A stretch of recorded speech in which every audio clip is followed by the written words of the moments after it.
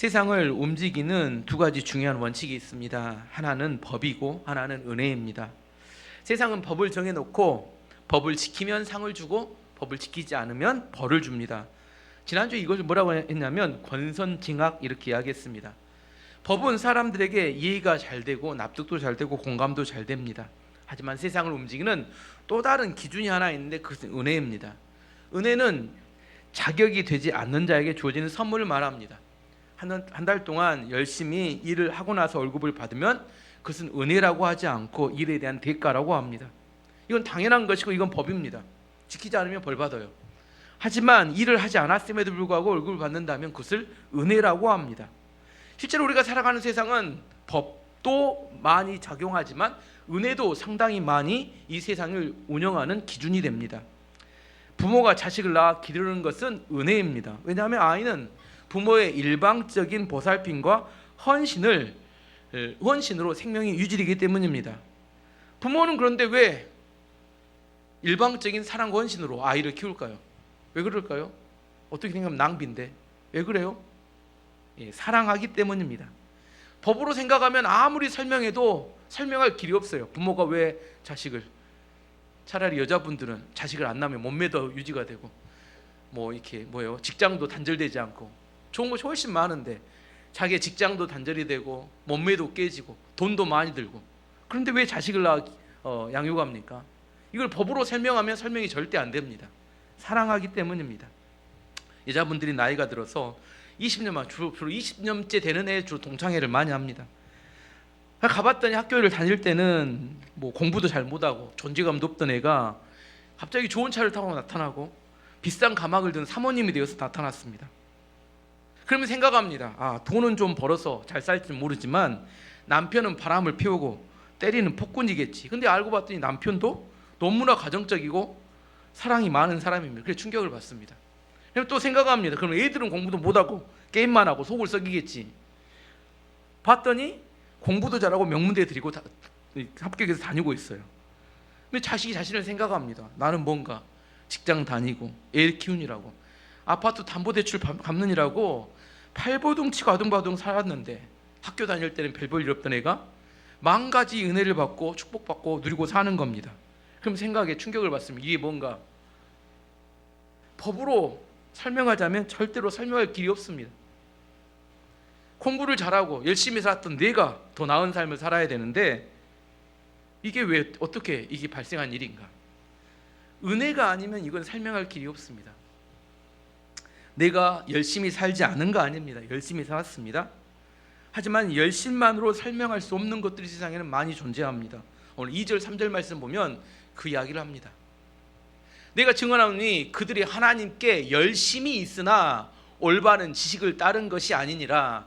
하나님의 의를 모르고 자기의 의를 세우려고 힘써 하나님의 의에 복종하지 아니하였느니라. 유대인들 이야기입니다. 이스라엘 백성 이야기인데 이스라엘 사람들이 하나님을 열심히 섬겼어요. 열심히 섬기면 뭐라고 생각했냐면 하나님 은혜를 주시고 축복 주시고 구원을 받을 것이다 그렇게 생각했는데, 근데 그 열심히 섬겼는데 그 열심히 섬긴 것이 나중에 하나님께 버림을 받게 되는 이유가 되었다 이렇게 이야기합니다.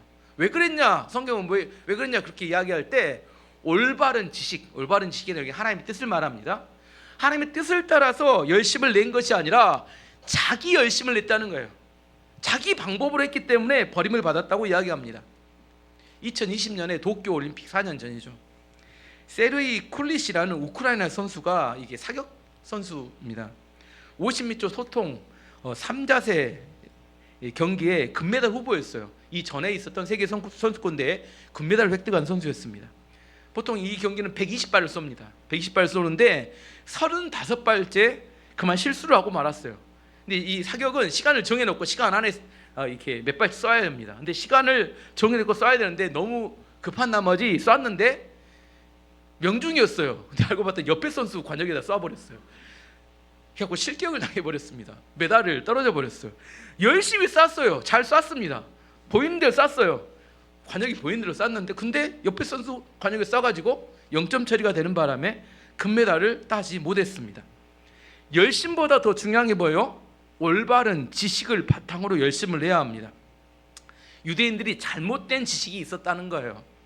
하나님의 특별한 선택, 이거 지난주부터 주권적인 선택이라고 했는데 하나님의 특별한 선택을 받은 선민의식에 사로잡혀 있었습니다. 이 선민의식이 나쁜 건 아닌데 어떤 의미냐면 유대인들은 무조건 천국에 가고 이방인은 무조건 지옥에 간다 이렇게 확신했습니다. 이게 착각이었습니다.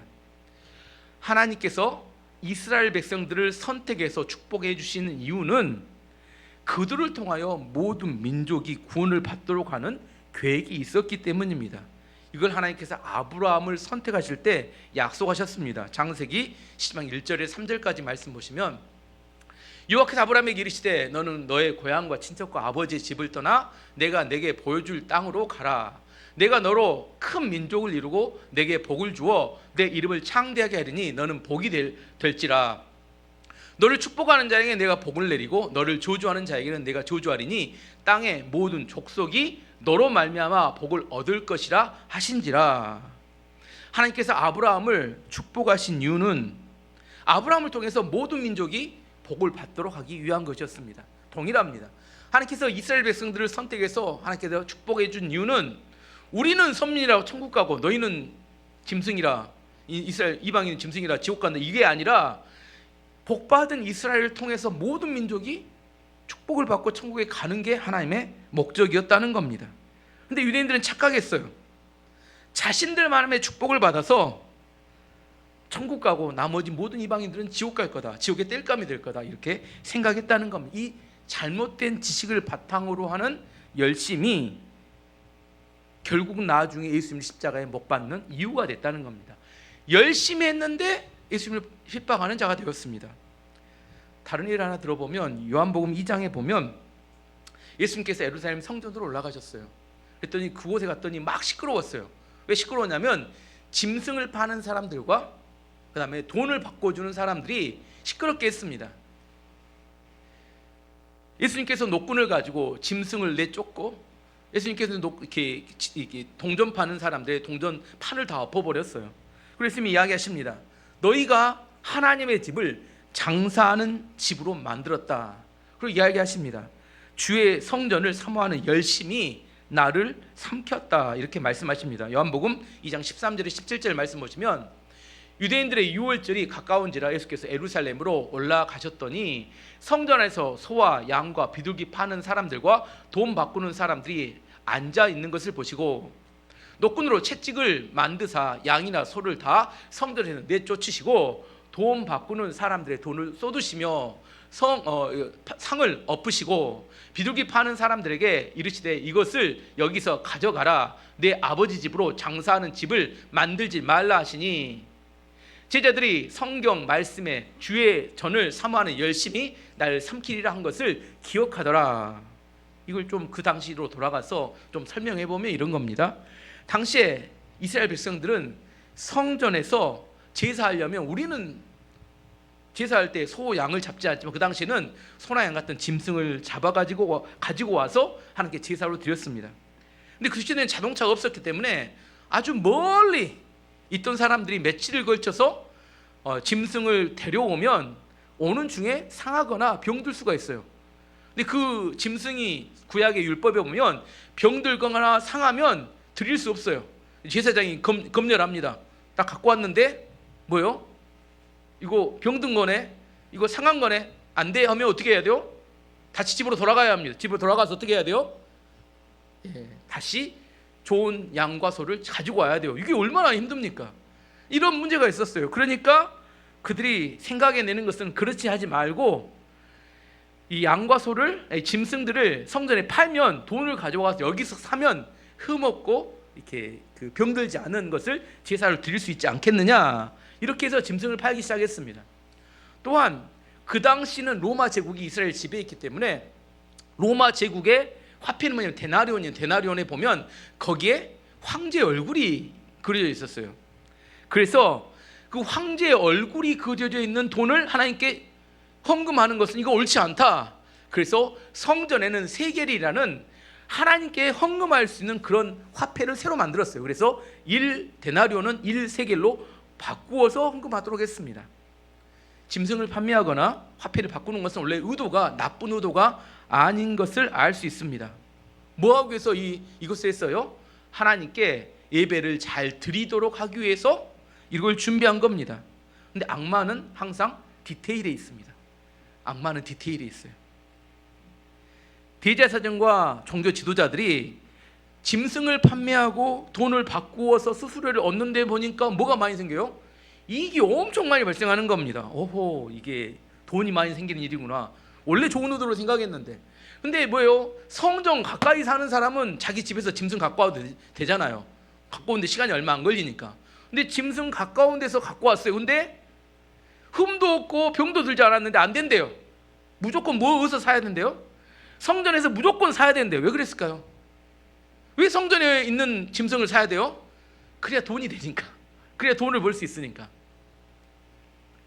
점점 그래서 성전 안에는 짐승의 우는 울음소리와 돈을 바꿔주는 사람들이 많아졌습니다.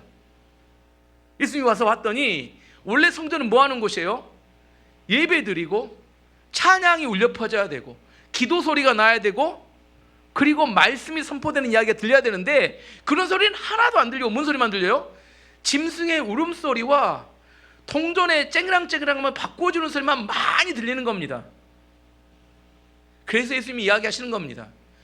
성전을 사모하는 열심이, 그 열심이 이 성전을 타락시키고 삼켜버렸다, 이렇게 말씀하시는 겁니다.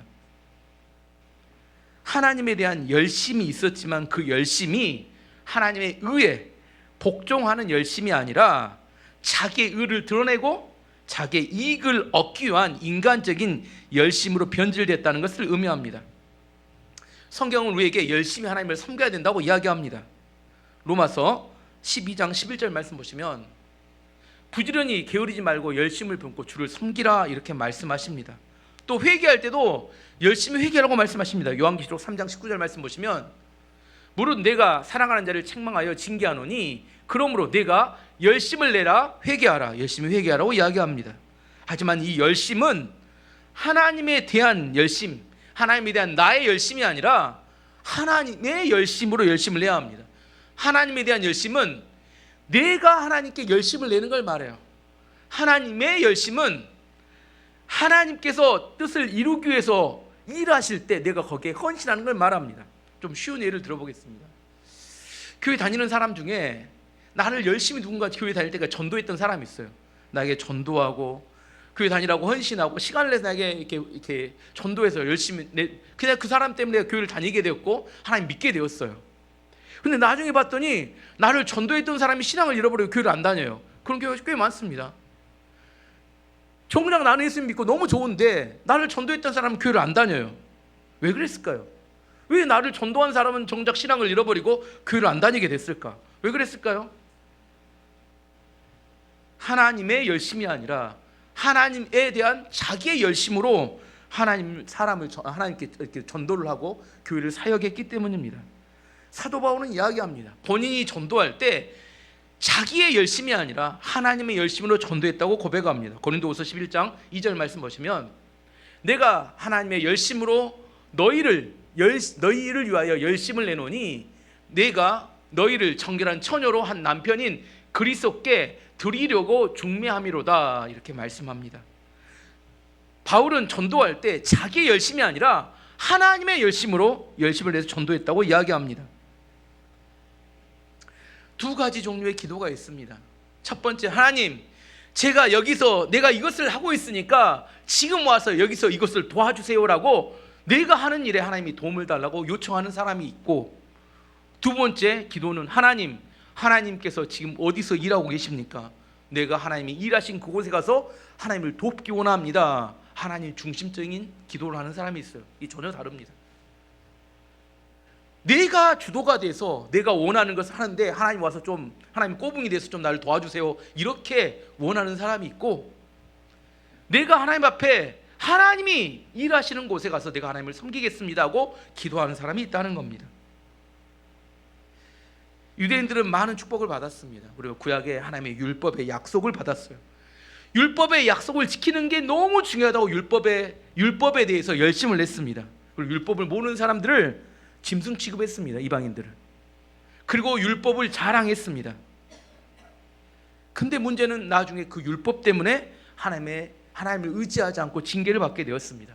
그 이야기가 30절에 32절까지 말씀 보면 나옵니다. 그런즉 우리가 무슨 말을 하리요? 의를 따르지 아니한 이방인들이 의를 얻었으니 곧 믿음에서 난 의요. 의의 법을 따라간 이스라엘은 율법에 이르지 못하였으니 어찌 그러하냐? 이는 그들이 믿음을 의지하지 않고 행위를 의지함이라 부딪힐 돌에 부딪혔느니라. 유대인과 이방인을 설명해 보면 이런 겁니다. 이방인들은 원래 의가 없는 사람들입니다. 우상을 숭배하고 마음대로 사는 사람이 불법에 행하는 자들입니다. 그래서 하나님 앞에 나올 때 면목이 없어요. 그냥 어머니 죄인입니다. 딱 알아서 그냥 인정된 죄인입니다. 그래서 그들은 예수님 믿으면 구원받을 수 있습니다 이렇게 말할 때 그게 너무나 접수가 잘 돼요. 나의 의가 없으니까, 내가 한 게 없으니까 예수님을 영접하고 받아들이고 그걸 의로 여겨준다니까 아멘하고 할렐루야 받아들였습니다. 근데 문제는 유대인들입니다. 유대인들은 구약의 율법, 의의 율법을 붙들고 있어요.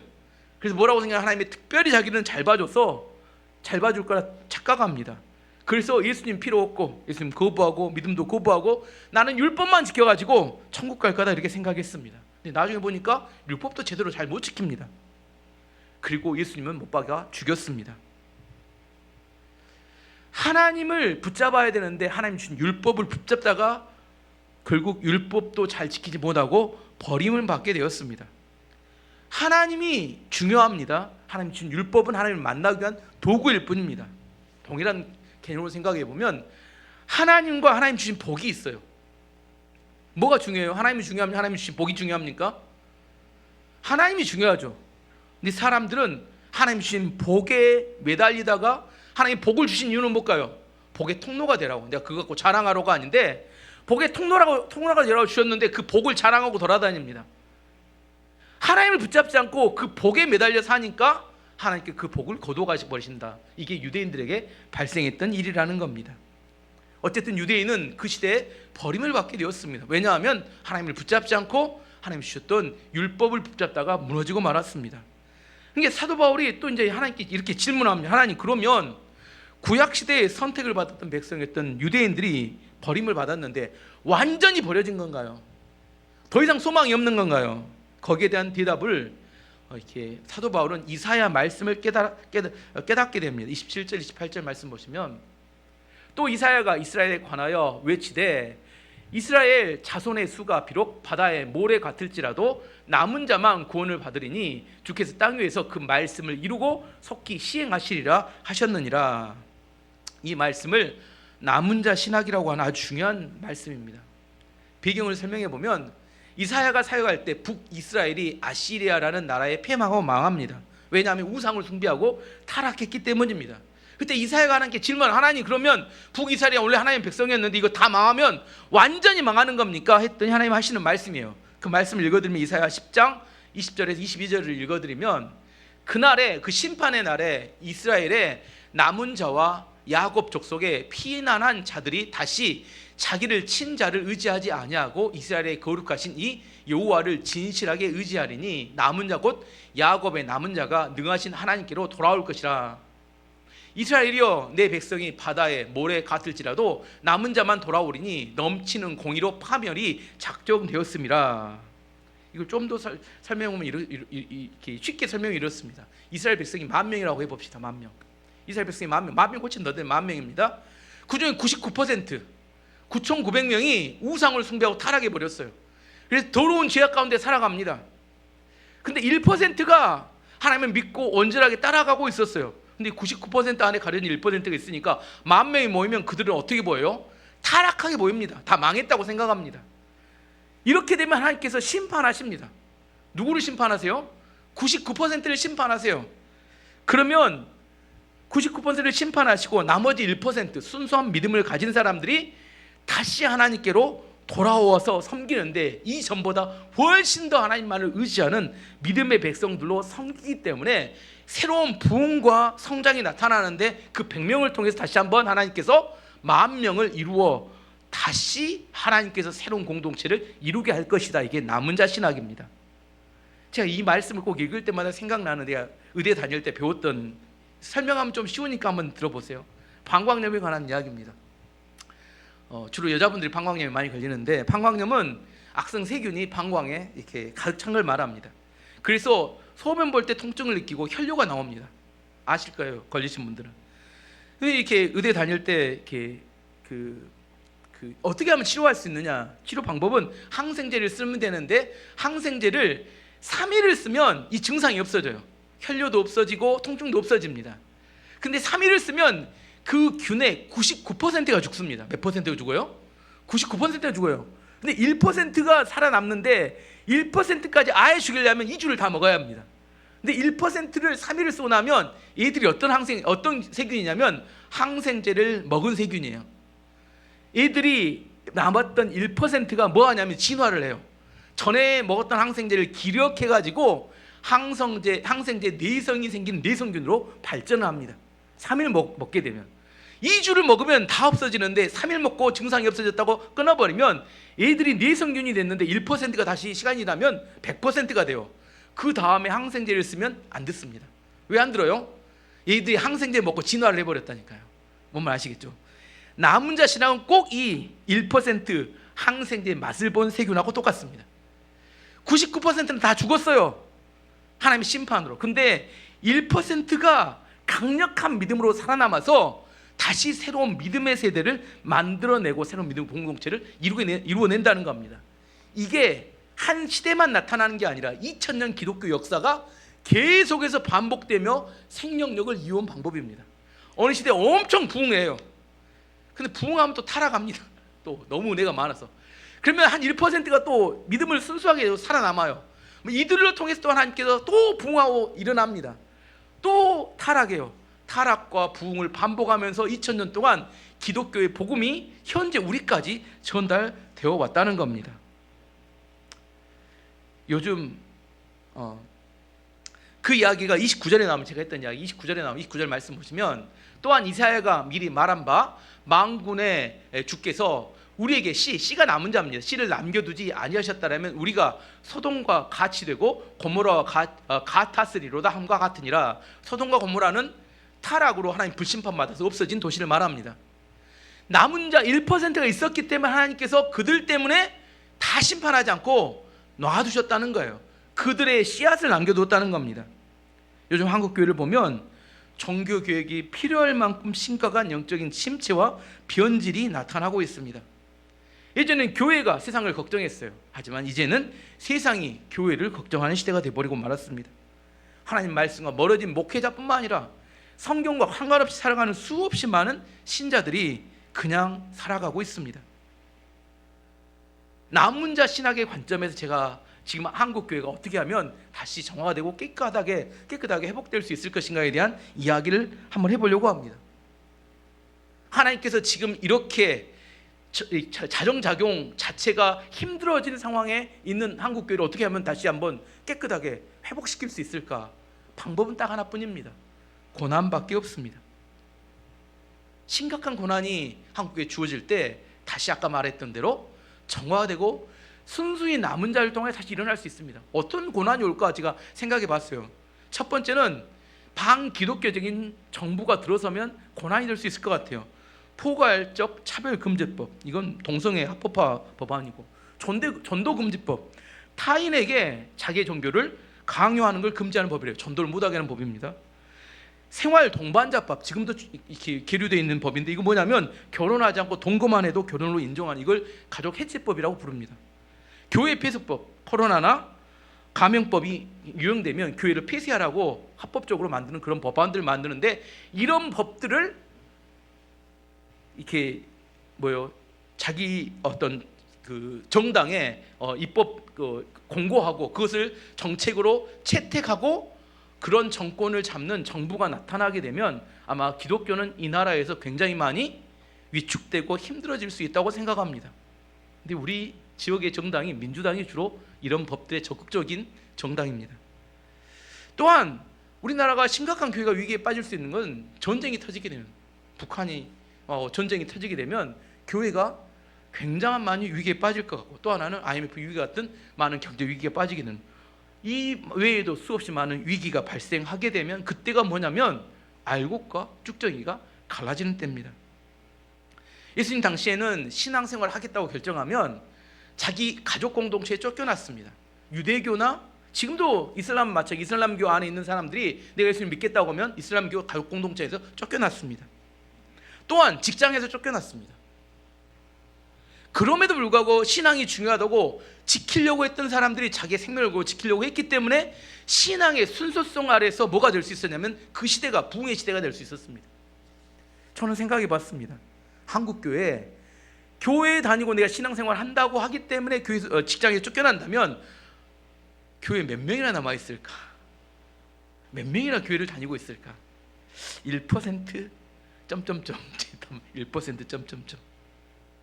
신앙과 직장 중에 어느 게 중요하다고 물어보면 과연 뭐라고 대답할까? 하지만 그렇게 되면 교회를 다니는 이익이 없어지니까 다 교회를 떠나게 됩니다. 다 떠난다고 하진 않았어요. 하지만 하나님께서 남은 자를 남겨두시는데 진짜 믿음으로 살아가는 그 남은 자들을 통해서 하나님께서 새로운 부흥과 성장을 위한 발판을 만드실 거라는 겁니다. 아까 내가 남은 자 신학을 바탕으로 한국교회가 미래 어떻게 될 것인가에 대한 이야기를 하고 있습니다. 이건 한 국가나 한 시대를만을 이야기하는 거 아닙니다. 한 교회도 똑같습니다. 교회 30년 주기설이라는 게 있어요. 이건 설입니다. 이건 확실한 건 아닌데 교회가 30년 동안 부흥하잖아요. 그럼 30년 침체가 온다는 그런 설입니다. 그 다음에 또 30년 부흥의 시기가 온다는 거예요. 왜 그럴까? 30년 부흥을 해요. 그러면 엄청난 축복이 주어지고 많은 물질이 주어지잖아요. 그럼 그 다음 세대는 그 물질과 축복에 취해서 전도도 안 하고 침체하는 시기가 와서 30년 동안 쭉 침체합니다. 그러면 거기인데 또 교회가 망했는가 하면 그때부터 또 새로운 믿음의 사람이 나타나요. 다 망한 거 아닙니다. 또 1% 남는다니까요. 그들이 또 새롭게 뜨겁게 하잖아요. 그럼 또다시 부흥의 30년 시기가 와요. 30년 주기설이 있습니다. 또 교회만 그러냐? 가정도 마찬가지입니다. 한 세대의 하나님의 축복으로 큰 부흥과 성장이 일어나잖아요. 그럼 그 다음 세대는 축복에 취해서 또 믿음이 약해지고 세상과 하나님 사이를 왔다 갔다 하며 살아가는 세대가 또 주어집니다. 또 다 망했는가 했더니 또 그 안에 또 나중에 보면 그 다음 세대 한 건너뛰어서 또 믿음의 세대가 또 일어나요. 그것이 지금까지 해왔던 남은 자 신학을 바탕으로 가정이나 교회나 국가나 계속해서 믿음의 생명력이 전달되어 온 이야기입니다. 남은 자 신학에 있어서 가장 중요한 핵심이 뭐냐? 하나님의 주권과 선택의 은혜를 받지만 그것을 소유하면 잃어버릴 수도 있다는 이야기입니다. 하지만 하나님의 심판으로 다 없어졌느냐? 또 다 없어진 건 아니라는 겁니다. 남아있는 그 1%를 통하여 하나님께 다시 한번 부흥의 세대를 또 준비하고 하나님 축복과 은혜가 부흥하는 역사가 나타난다는 겁니다. 다 오늘 설명 못하니까 말씀의 결론을 맺도록 하겠습니다. 우리는 지금 예정론, 하나님의 주권적 선택과 은혜에 대해 살펴보고 있습니다. 지금까지 많은 이야기를 제가 어려운 이야기를 했지만 중요한 것은 하나님의 은혜를 붙드는 겁니다. 내가 하나님의 은혜를 붙들었느냐? 제가 처음 이야기했어요. 세상을 움직이는 두 가지 기준이 있다고 법과 은혜라고 했습니다. 내가 율법을 붙들고 살아가느냐, 내가 은혜를 붙들고 살아가느냐 어떻게 알 수 있냐면 율법을 붙들고 살아가면 자기 자랑과 자기 의를 붙들고 살아갑니다. 그리고 원망과 불평이 엄청 많습니다. 반면에 하나님의 은혜를 붙들고 살아간 사람은 감격과 감사 속에 살아가며 그들의 반응은 그 은혜 때문에 찬양과 예배에 집중하며 살아가게 됩니다. 저는 우리 교회 성도님들이 법이 아니라 은혜를 붙들고 살아가기를 원하고 이 땅에 어려움이 온다면 1%의 남은 자의 신앙을 가지고 생명을 전하고 열매 맺는 교회 성도가 되시기를 축원합니다. 함께 기도하도록 하겠습니다.